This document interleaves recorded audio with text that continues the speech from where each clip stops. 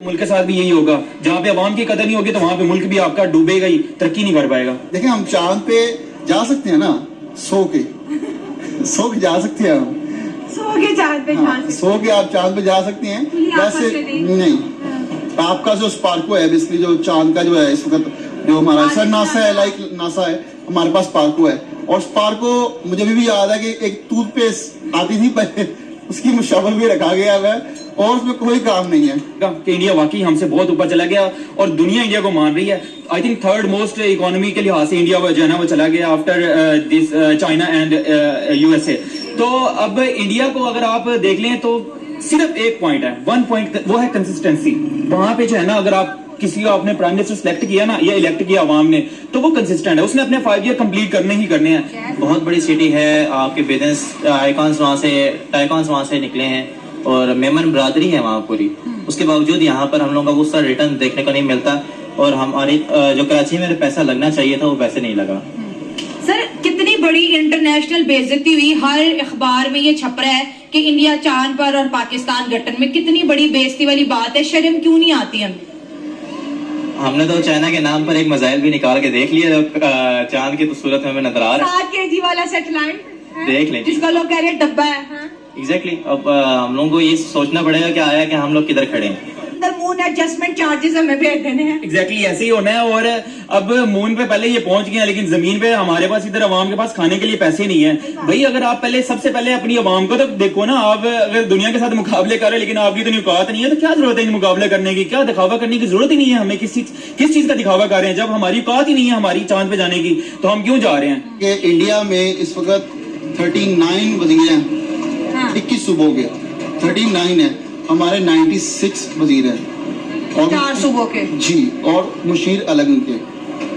तो फिर कैसे वो सर्वाइव कर सकते हैं? हम नहीं सर्वाइव कर सकते। और एक जो आपका वजीर है वो 1 अरब 27 करोड़ का पड़ता है ऑलमोस्ट, तो उनके मुशीर जो है वो कितने पड़ेंगे? और आप शन में आपके वजीर ब्यूरोक्रेसी का चार्ट डालें। हेलो, पार्लियामेंट की तो स्पीच सुनी होगी। सैयद मुस्तफा कमाल कहते हैं कि इंडिया चांद पर पहुंच गया और हमारे बच्चे गटरों में। मतलब इंडिया चांद पे और पाकिस्तानी स्टूडेंट, पाकिस्तानी जो बच्चे हैं वो गटरों में जो है मर रहे हैं, क्योंकि गटरों के ऊपर ढक्कन तक नहीं है। और ये हाल है जी रोशनियों का शहर, जिसको हम किसी वक्त कराची कहा करते थे। साथ साथ उन्होंने ये भी कहा कि हमारे कराची में जो है कतरा पानी मौजूद नहीं है, नई सप्लाईज लाइंस है ही नहीं है। और उन्होंने कहा कि मैं इंडिया की तारीफ नहीं कर रहा, मैं यहाँ पर कोई पॉइंट स्कोरिंग की बात नहीं कर रहा, लेकिन एक दफा आप इंडिया को देखिए और फिर पाकिस्तान को देखिए, वो कहाँ खड़े हैं, वो चांद पे और हम गटर पे। एग्जैक्टली उन्होंने ये वाली बात तो बिल्कुल सही की है कि जमीन और आसमान का जिस तरह फर्क है ना, अब इंडिया और पाकिस्तान में इतना फर्क आ गया है। अच्छा। एक टाइम था जब हम इंडिया और पाकिस्तान जो है ना वो साथ साथ चल रहे थे, दोनों मुल्क। चाहे इंडिया के पास अपने वो बहुत ज्यादा इन्वेस्टमेंट भी उधर आ रही थी, दुनिया जो है ना उनको सपोर्ट भी कर रहा था, लेकिन फिर भी पाकिस्तान जो है ना वो उनके साथ चल रहा था। अब ये हालात हैं कि इंडिया जो है ना वो चांद पे पहुंच गया और हम जमीन से भी नीचे जो है ना वो घुसते जा रहे हैं। हमारा ये लेवल हो गया है। उस बंदे ने सही बात की है, लेकिन दूसरी तरफ अगर हम उनसे पूछें तो भाई इनकी भी हुकूमत रह रही है। कौन सी ऐसी हुकूमत है जिस हुकूमत में ये लोग शामिल नहीं है? जिस बंदे की भी हुकूमत आई है ना, चाहे वो इमरान खान की थी, चाहे वो शहबाज शरीफ की हो, चाहे वो निगरान हो, जो मर्जी हो, हर हुकूमत के अंदर जो है ना वो एमक्यूएम शामिल रही है। अब वहां पे आप चले जाएं कराची के अंदर, आपको सिटी लगेगा ही नहीं। मैं अभी रिसेंटली कराची से होके आया हूँ, हमारा यूनिवर्सिटी का टूर था तो हम लोग वहां पे गए और इतने बुरे हालात हैं रोडों की, इतना बुरा कि हम मोबाइल नहीं बाहर लेके निकलते थे। हमें वो उनके लोकल कहते थे कि भाई आप लोगों ने अपनी ख्याल रखने, हम लोगों ने साथ बटने वाले मोबाइल लेके गए।